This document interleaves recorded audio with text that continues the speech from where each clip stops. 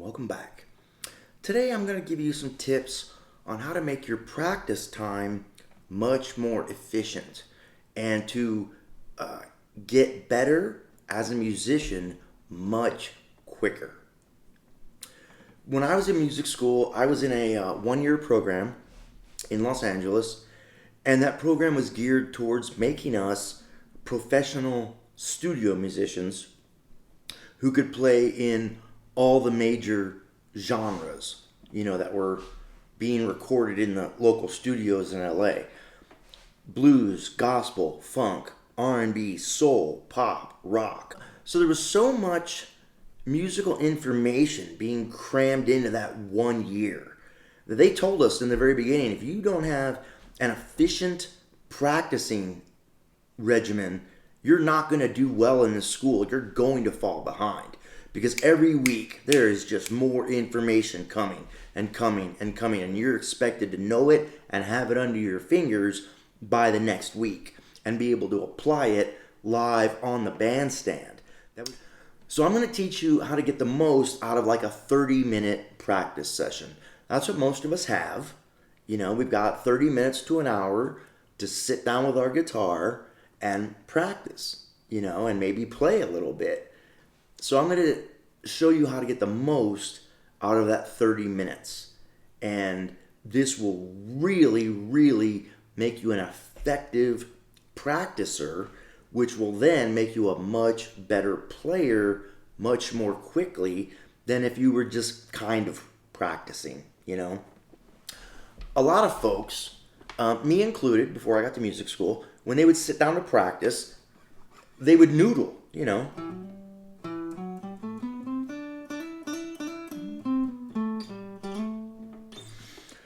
and just kind of fart around on the instrument and play stuff.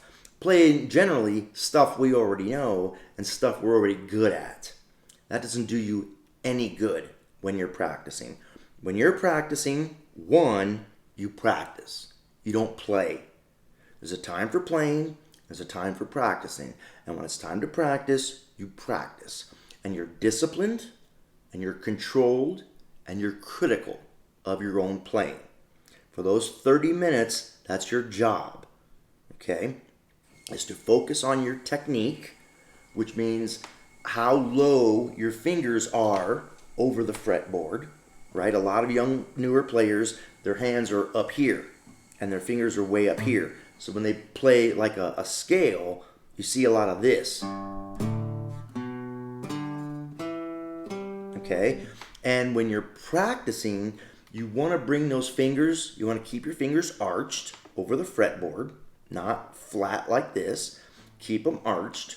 And you want to play with your fingers low over the strings. So right now, I'm fretting this second finger right here. But my first finger is laying on the string below it, right? Because it's not going to affect the note. And my third and fourth fingers are resting just a hair right above the string. So that way I don't have to spend time bringing them down.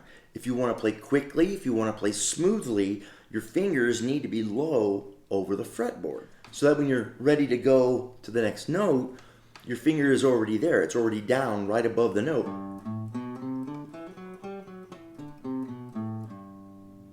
That's called having good technique. So when you're practicing, the first thing you focus on is your technique, right? Keeping your fingers low. It's going to be the hardest part when you're new to the instrument. It requires physical control of your hands. And it may even make your hands a little sore at first while you're building up the little tendons and stuff inside your hand. But part of learning any instrument is developing muscle memory. And that is when your fingers automatically know how to play something specific. Natural minor scale, major pentatonic scale, diminished arpeggio, whatever it is that's already under your fingers, and you can play it well. Another thing to focus on when you're practicing is the quality of your playing. And a lot of this comes from your right hand, you should be playing with a medium touch. Even if you're playing heavy music, the harder you play, one, it's going to draw a bad sound out of the instrument. You really don't want to bang on it because you get all that rattly, buzzy sound. You want to play at a kind of medium attack and let the notes blossom out of the instrument. A lot of professional players call it pulling the note out of the guitar, where you just play it and it just kind of, they well up. This is especially true with electric guitars with overdrive and distortion. You'll really hear notes swell, okay, and blossom. So let the instrument do the work. Don't try to bang it out and make it sound. Just let the acoustic properties of the instrument do the work. So medium attack, which would then allow you to play fluidly. And it also allows you to play with dynamics, something else you should practice. So if this is your kind of like, we'll call it the super light attack. And then you bump that up to maybe a light attack. And then you bump that up to a medium attack. And then a slightly loud attack. Then you bump that up to your loudest attack. It's all in the right hand. And this will allow you to shift your dynamics within a solo. Listen to like B.B. King and guys like that. They draw the listener in by playing soft. You'll hear the same thing with great vocalists. They'll start a song soft, singing softly.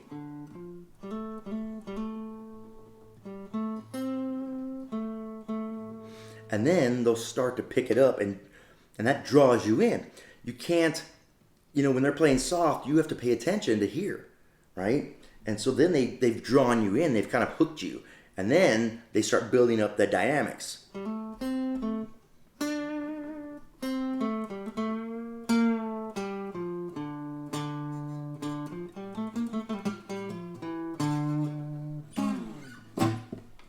Okay, so another thing, you should be working on your technique with your left hand, your right hand attack, playing with dynamics, playing smoothly, not attacking too hard. And that's pretty much the technique part of it, right? Now let's talk about what should you be practicing. Here's where we make the 30 minutes very effective. Practice in 5-minute increments, like 5-minute blocks. This will give you 6 things to practice over the course of your 30-minute practice session. You will find that if you spend 5 minutes in intense, focused concentration on one thing, and you do that every day, that one thing will improve every single day. Just that 5 minutes of pure, concentrated, disciplined effort will improve every single day.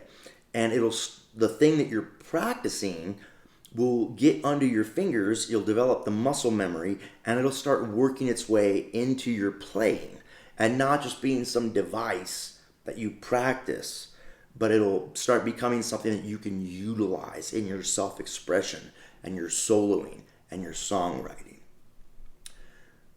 So let's kind of take a look at if you want to be able to play blues rock, soul, R&B, gospel, all the kind of big, pop tunes. You could do that too. Not so much jazz. I'm not really focusing on jazz, but all those other genres. What I'm about to give you, this little practice regimen, will cover everything you pretty much need to know. Okay? So we'd start with the pentatonics. let's say minor pentatonic. So there's 5 pentatonic shapes, right? 5 positions of the minor pentatonic. Spend 1 minute playing each shape and its corresponding blues scale. So you could do like 30 seconds of very slow, fingers low over the fretboard, focusing on your right hand attack. Also, practice with a metronome. You have to. It'll develop your time. It'll build your internal time and rhythmic feel, and it'll make your playing even and steady. So practice the minor pentatonic, then practice the associated blues scale, and play them as slowly as you have to play them perfectly. When it comes to music, practice doesn't make perfect. You've all heard that saying, practice makes perfect. With music, perfect practice makes perfect. And what I mean by that is if every time you play a minor pentatonic scale, you play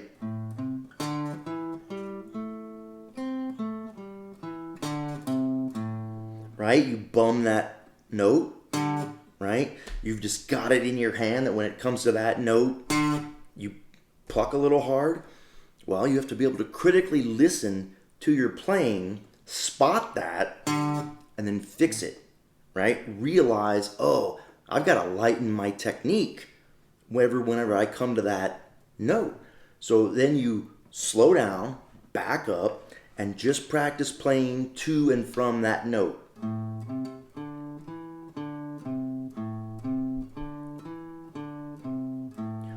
Practice the things that you're not good at. Practice the places where you make mistakes, and that way you'll fix them. Again, it doesn't do us any good to practice things that we're already good at. Okay? That's called jamming. That's called playing. That's not practicing. So be critical, use your ears, be honest with yourself, and realize, okay, I'm no good at this portion of the scale. So I'm just going to play just these 5 or 4 or 3 notes until I've got them down.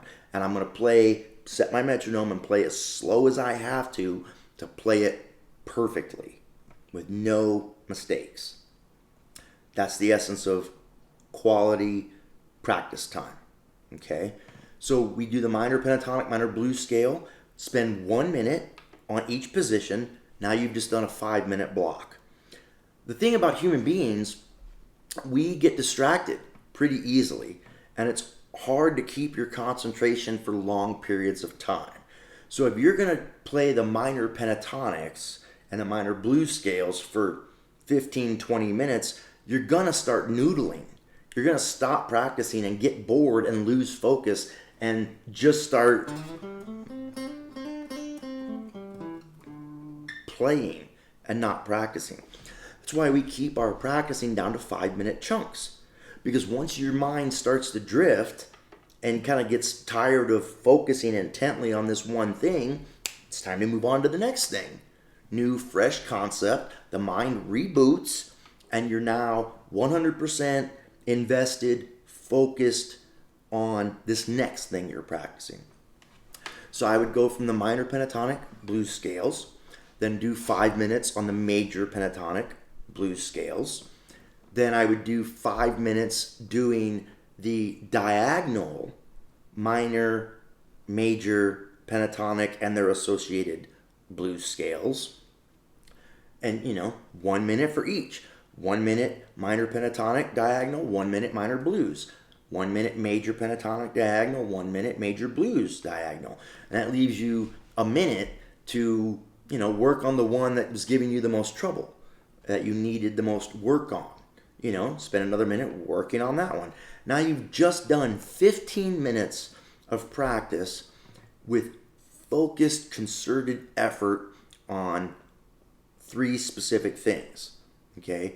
Technically 6 if we count the blues scales. Now I would go to the modes. Okay? Here's where we got to be a little creative, okay? There are 7 modes, but we only have 5 minutes in our block to practice them. First of all, you don't need to practice the 7th mode, the Locrian or diminished mode. The diminished mode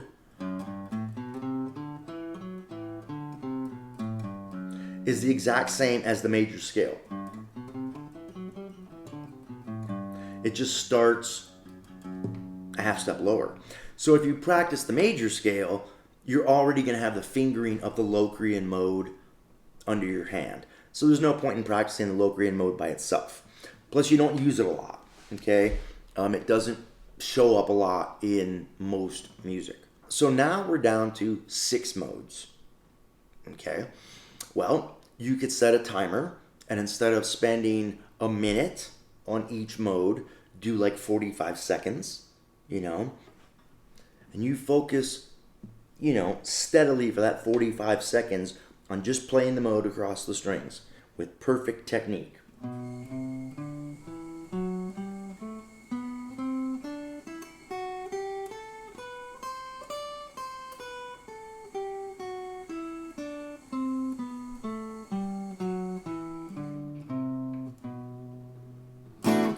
If you've been playing the modes a lot, and maybe you've gotten really good at the major scale, then maybe just omit that one from your practice regimen. And now you have 5 modes left, right? You've gotten rid of the 7, you got rid of the 1, so you've got 5 modes. Spend a minute on each one of them.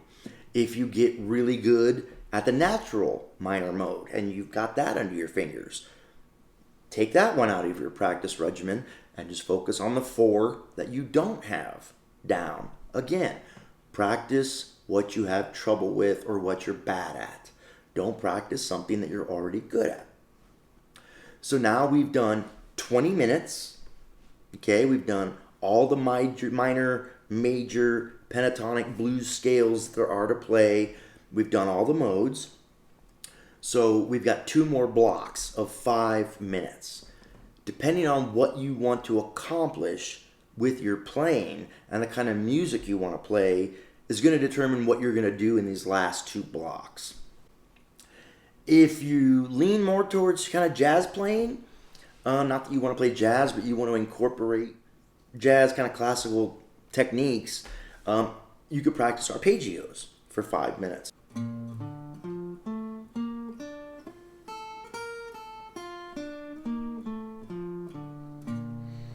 And just practice 2-octave arpeggios across the neck, major, minor, dominant. If you want to do diminished, you can. And then that would be another 5 minutes. If you don't want to practice arpeggios, I'm not a big arpeggio player. The people that I listen to and that I really love, that I'm inspired by, they don't use a lot of arpeggios. So it doesn't pop up a lot in my playing. So I don't practice them. I did when I was in music school because I had to. But, as the years have gone by, it's really fallen out of my playing. It's just not relevant to what I do musically. So it's not part of my practice schedule. Okay? So let's say we're not going to practice arpeggios. We've still got 2 blocks of 5 minutes that we have to fill. One of those blocks has to be chords, right? If not both of them. And what I would probably do is I would spend 5 minutes playing chord shapes that I am not comfortable with. Maybe I know a lot of triads, but I don't know minor 7 chords. So I would figure out the minor 7 chord shapes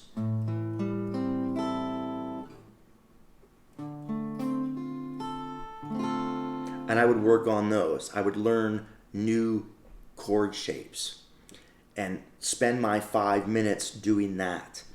Then I would spend the last 5 minutes practicing chord progressions.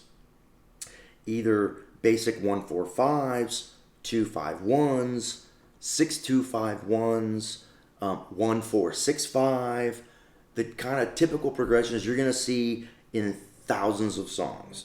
So you could play, like the G, You're not going to sit there and just practice that chord and then go, oh, maybe I'll play the B major chord.